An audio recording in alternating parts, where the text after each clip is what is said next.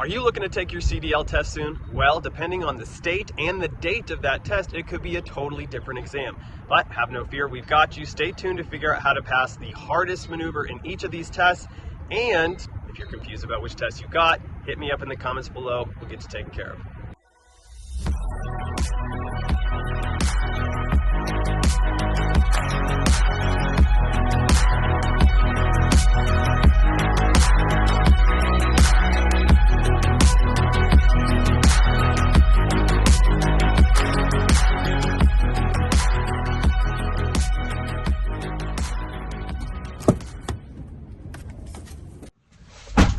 So let's first take a look at the two different types of tests. First is going to be the old standard. Now, if you take a look here, you're going to have three different maneuvers chosen at random on the day of the test.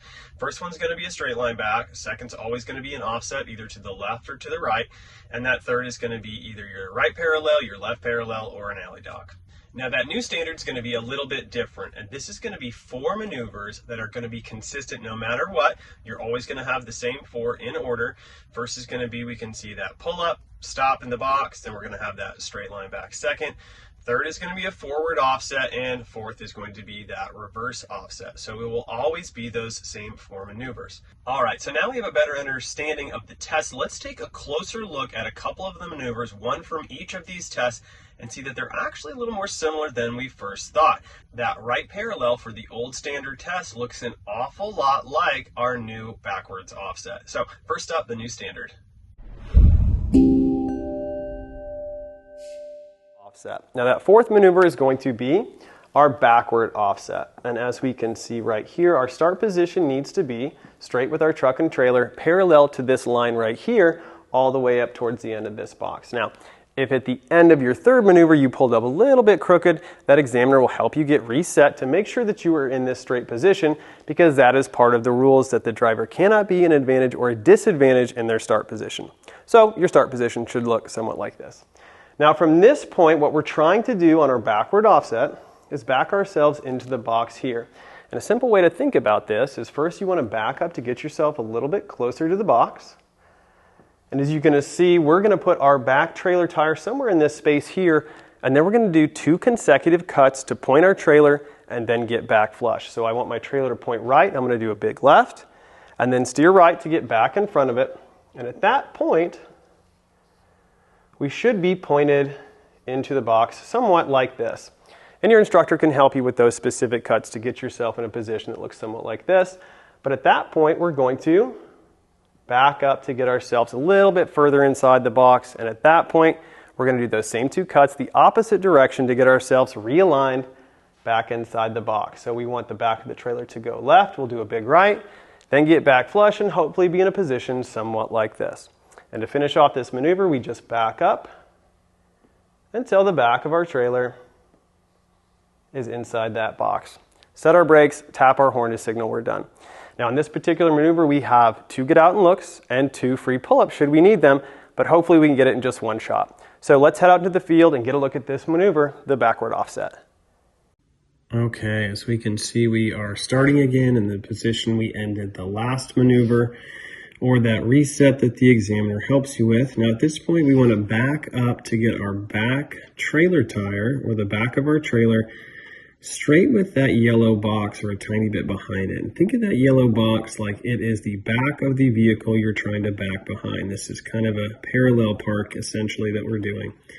So right now I want my trailer to go right, so I'm going to steer all the way left, put a big cut in it to try and use this space efficiently, pushing that trailer right with a big left. And at a certain point I'll put enough of a cut into it to want to stop completely and begin to steer back the opposite direction to get back in front of it. These two consecutive cuts is a nice way to be efficient with your space, big cuts over short distances in order to point the trailer effectively. Now at this point, we're getting the truck all the way back in front of the trailer, all the way back flush. And when we do, we stop and straighten out our steers. We want to essentially get our truck and trailer pointed in the box and then do a straight line back into the box. And we're pointed at that off-track cone. We want to be close to it without hitting it. And that's because the deeper we get in this box before we start our cuts, the less likely we are to swing into that cone with our final turn. Now right now I want my trailer to go left, so I put that big right in. And once I like that cut, I'm gonna steer all the way back to the left in order to get back in front of my trailer. It's those same 2 cuts we did earlier to get realigned inside the box. And once we're inside the box, we're gonna straighten out our steers, back up with that straight line back technique to put the back of our trailer inside that yellow box. And when it is, put it in neutral, set our brake, tap our horn. Want to get my CDL prep packet to help you build your confidence and ace your pre-trip driving test and backing? Well, grab it today on my website, cdlyeah.com, for only $5. And if you want my packet for free, if you're interested in driving for Prime, apply today and list my name as your driver referral. Shoot me an email to let me know you applied to Prime and I'll send you the CDL prep packet for free. And as always, under the driver application tab on Prime Mobile, select Heather Ross in the dropdown as your recruiter. She is my dedicated recruiter and a fantastic one at that. And of course, where it asks who was the Prime driver who referred you, jot down DANNYCRISP to let them know I sent you. Now let's take a look at the old standards right parallel and see how similar they actually really are.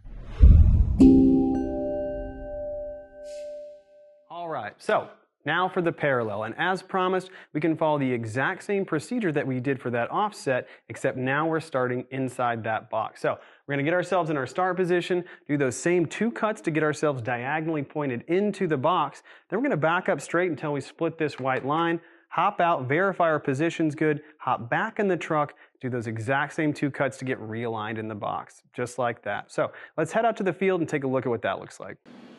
All right, we are now getting ourselves into our start position for a parallel. First things first, we're staying centered all the way up as we're pulling up. And we're gonna get the back of the trailer past that cone line just a little bit, and then we're legally allowed to begin our maneuver. We're gonna back up a little bit straight before we make a series of 2 cuts here. So I'm backing up to this point, at which point I need my trailer to go to the right, so I'm going to steer all the way to the left and do a series of 2 sequential cuts to point myself diagonally into the box, just like we did with our offset. Now, your instructor can help you with these specific cuts, or he might teach you a different method. There's a lot of different ways to do this, so definitely make sure you're listening to your instructor's advice on what you need to do to get inside that box for the parallel. Now right here, I'm turning all the way to the right to get back in front of my trailer. And at which point, when I'm back in front of my trailer, I should be pointed very cleanly into the box that I'm trying to go into. Just like that. Right there, I'm going to straighten out my steers and I'm going to continue to back up, staying straight until that back left tire splits the white line. And right here, I'm just making sure the tractor is staying in front of the trailer until that back tire splits that white line. And right there, I feel confident that it has, and I'm going to go ahead and push the back of the trailer left by steering all the way to the right and backing up and do that same series, those 2 sequential cuts to get myself back inside the box.